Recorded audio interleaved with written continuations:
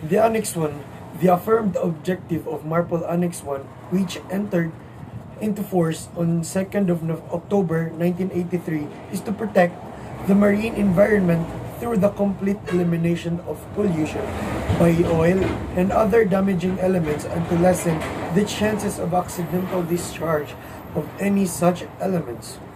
The prevention of oil spillage from ships and to keep the seas safer from oil pollution is mainly the responsibility of the ship's crew.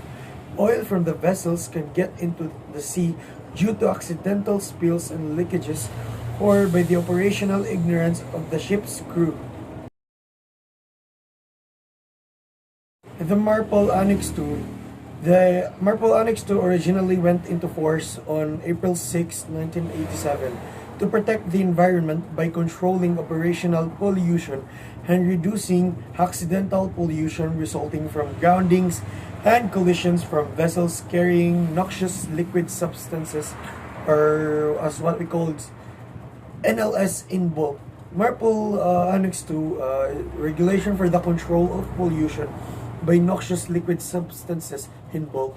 The main principle of Annex 2 is to dilute cargo residues in seawater to prescribed limits depending on their pollution hazard and facilitate the distribution of discharges by utilizing the wake of the ship. So in Annex 3, roughly 50% of goods carried as cargo are dangerous goods. Annex 3 of Marpol, which came into force on July 1, 1992, contains requirements for safe handling of packaged substances that represent a serious risk to the environment, as well as guidelines for identification of harmful substances. Annex 3 of Marpol aims to prevent or minimize pollution of marine environment by harmful substances in packaged forms. Annex 3, Marpol Annex 3, contains general requirements for the standards on packing, marking, labeling, documentation, stowage, quantity subtraction, division, and notifications for preventing pollution by harmful substances.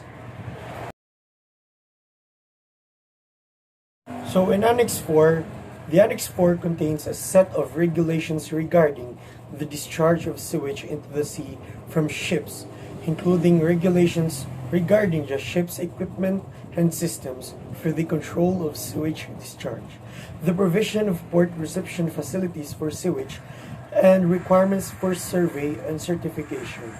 It is generally considered that on the high seas, the oceans are capable of assimilating and dealing with raw sewage through natural bacterial action. Therefore, the regulations in Annex 4 of Marpol prohibit the discharge of sewage into the sea within a specified distance from the nearest land unless otherwise provided.